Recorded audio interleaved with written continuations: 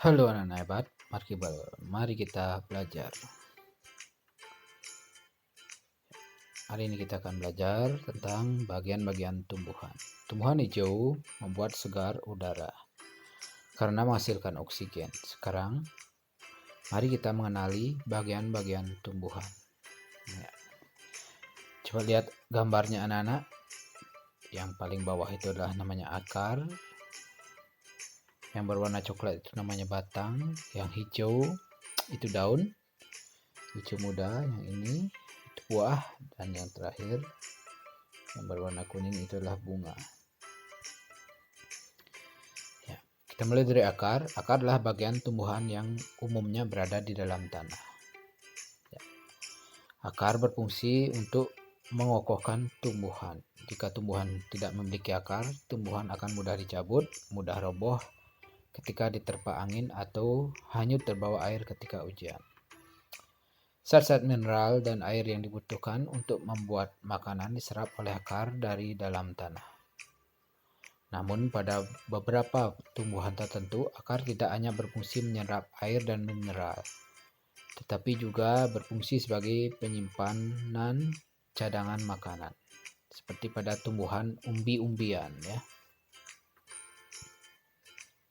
Yang selanjutnya itu adalah bunga, anak-anak. Bunga merupakan bagian tumbuhan yang berfungsi sebagai alat perkembangbiakan tumbuhan biji. Ya. Daun, ya, bagian tumbuhan yang berfungsi sebagai tempat berlangsungnya fotosintesis. Daun banyak mengandung zat warna hijau yang disebut klorofil. Daun terdiri atas tangkai daun dan helai daun. Selanjutnya batang. Bagian tumbuhan yang berada di atas tanah. Ya. Batang berfungsi sebagai tempat munculnya daun, bunga, dan buah. Batang juga berfungsi mengedarkan mineral dan air yang diserap akar, serta zat makanan hasil fotosintesis ke seluruh bagian tubuh tumbuhan. Buah. Buah merupakan bagian tumbuhan yang berfungsi melindungi biji serta cadangan makanan buat biji berkecambah. Contohnya buah mangga dan buah apel. Buah terdiri atas daging buah dan biji. Bagian yang kita makan biasanya daging buahnya. Yang terakhir, biji. Biji hasil dari pembuahan yang terjadi akibat penyerbukan antara serbuk sari dan sel telur pada putik. Jika biji ditanam, akan tumbuh menjadi tumbuhan baru. Biji memiliki keping. Biji ada yang berkeping 1 dan ada yang berkeping 2. Biji berkeping 1 disebut monokotil dan biji berkeping 2 disebut dikotil. Materi selanjutnya anak, wawancara. Wawancara itu adalah kegiatan tanya jawab yang dilakukan pewawancara dengan narasumber guna mengetahui informasi tertentu. Jadi dalam wawancara erat kaitannya dengan tanya jawab. Jadi dalam wawancara anak-anak harus pintar membuat sebuah pertanyaan yang akan anak-anak sampaikan atau tanyakan kepada narasumber. Pertanyaan yang baik anak-anak itu ada 1, 2, 3, 4, 5, 6, 7. Ada 7 kriteria pertanyaan yang baik. Yaitu yang pertama, pertanyaan itu harus sesuai topik. Pertanyaan itu jawabannya bukan iya dan tidak. Yang kedua, pertanyaan itu digunakan untuk menggali lebih banyak informasi. Yang keempat, pertanyaan diawali dengan apa, siapa, di mana, kapan, mengapa, dan bagaimana.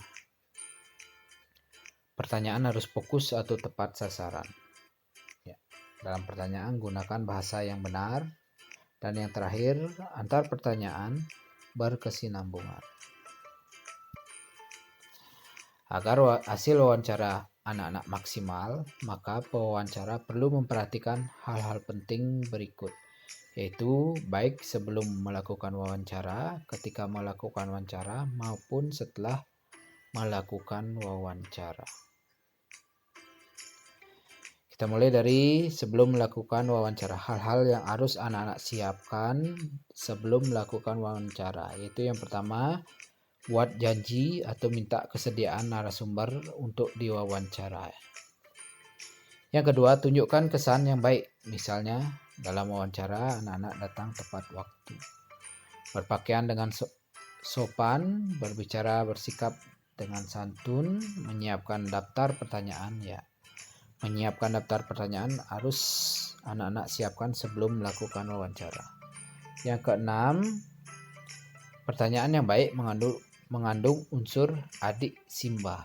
A-nya itu apa, D-nya itu di mana, K-nya itu kapan, C-nya itu siapa, M-nya itu mengapa, dan yang terakhir ba itu bagaimana. Berlatih. Yang ketujuh, berlatih agar tidak selalu membaca pertanyaan yang telah disusun. Jadi dalam wawancara anak-anak juga harus mengingat apa saja pertanyaan yang anak-anak telah siapkan. Jangan setiap pertanyaan anak-anak membaca ya. Ketika sedang melakukan wawancara, hal-hal yang harus anak-anak lakukan yaitu yang pertama, perkenalkan diri anak-anak sebelum wawancara. Yang kedua, sampaikan tujuan wawancara. Yang ketiga, mulai wawancara dengan pertanyaan yang ringan dulu ya anak-anak ya. Cairkan suasana dengan menanyakan tentang kegemaran tokoh atau hubungan. Ketika suasana sudah cair, baru hubungkan dengan persoalan yang menjadi topik wawancara. Nomor 5, sebutkan nama-nama narasumber secara lengkap. Bawa buku catatan, alat tulis, atau alat perekam saat melakukan wawancara. Yang ketujuh, dengarkan pendapat dan informasi dari narasumber secara seksama. Hindari memotong ucapan narasumber agar keterangan tidak terputus. Nomor 9, hindari minta pengulangan jawaban dari narasumber. 10, hindari pertanyaan yang berbelit-belit. 11, hormati petunjuk narasumber. Yang ke-12, hindari pertanyaan yang menyinggung atau menyudutkan narasumber. Yang ke-13, mampu mengambil kesimpulan dan tidak semua jawaban dicatat. Yang terakhir, ketika wawancara sudah selesai, ingat mohon diri atau pamit ya anak-anak ya pada narasumber. Tidak lupa yang kedua, ucapkan terima kasih. Yang ketiga, sampaikan permohonan maaf jika selama wawancara ada hal yang kurang berkenan. Ya, itu tadi 2 materi dalam video ini, yaitu yang pertama bagian-bagian tumbuhan, yang kedua tentang wawancara. Hal-hal apa aja yang perlu anak-anak siapkan dalam atau saat akan melakukan wawancara. Baik, terima kasih telah menyaksikan video Bapak. Tetap semangat belajar dari rumah. Sampai jumpa pada video berikutnya.